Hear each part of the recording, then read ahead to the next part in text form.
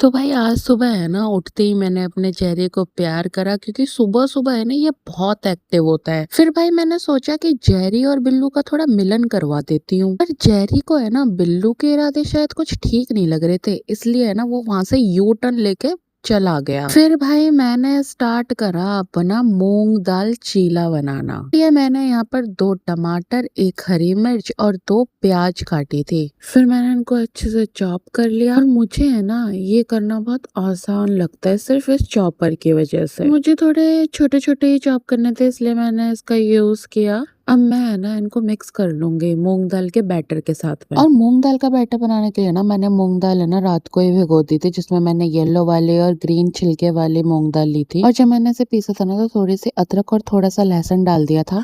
और आप है ना इसको 2 से 3 दिन के लिए फ्रिज में स्टोर भी करके रख सकते हो। और जब आपको चीले बनाने हो ना तो आप इसमें प्याज, टमाटर, नमक, मिर्ची और मैंने यहाँ पे पेरी पेरी मसाला डाला था, थोड़ी सी हल्दी डाली थी, नमक डाला था, ये सब कुछ मिला के आपको जब मन हो तब आप इसके चीले बना सकते हो। वैसे इसको 5 से 6 दिन रख सकते हैं, लेकिन मैं तो देखो 2 दिन से ज्यादा नहीं रखती। और मैं मूंग की दाल के चीले ना पहली बार ट्राई कर रही हूँ। पहले है ना मैंने एक बार बनाया था, लेकिन जो मूंग दाल का एक आटा आता है ना उससे बनाया था। मैं ना ये प्रॉपर मूंग दाल को भिगो के फिर उसको पीस के फिर उसके चीले बना रही हूँ। और है ना ये बहुत टेस्टी बने थे यार, बहुत टेस्टी बने थे। देखो भाई मैं जो भी बनाती हूँ ना मैं घी में बनाती हूँ, मैं कोई रिफाइंड या फिर किसी भी तरीके का ऑयल नहीं यूज करती। मैं अपना सब कुछ है ना घी में ही बनाती हूँ। और यहाँ पे साथ में मैंने पीनट की चटनी बनाई थी। और अब भाई मैं नहाकर आ गई हूँ तो मैंने अपने बालों में तेल लगा लिया है। वैसे तो मुझे मेरे बालों में तेल लगाना पसंद नहीं है, लेकिन कंडीशन ये से कि लगाना तो पड़ेगा ही। अब मैं ना यहाँ पे अपनी चोटी को ना गुथ लूंगी। और जब मैं गुड़गांव रही थी ना तो तब से ना मेरे बाल और मेरी स्किन दोनों ही इतने डैमेज हुए हैं कि मुझे समझ नहीं आता मैं इनको वापस से कैसे रिपेयर करूँ। और आप देख सकते हो मेरी चोटी कितनी पतली बनी है। मतलब पहले है ना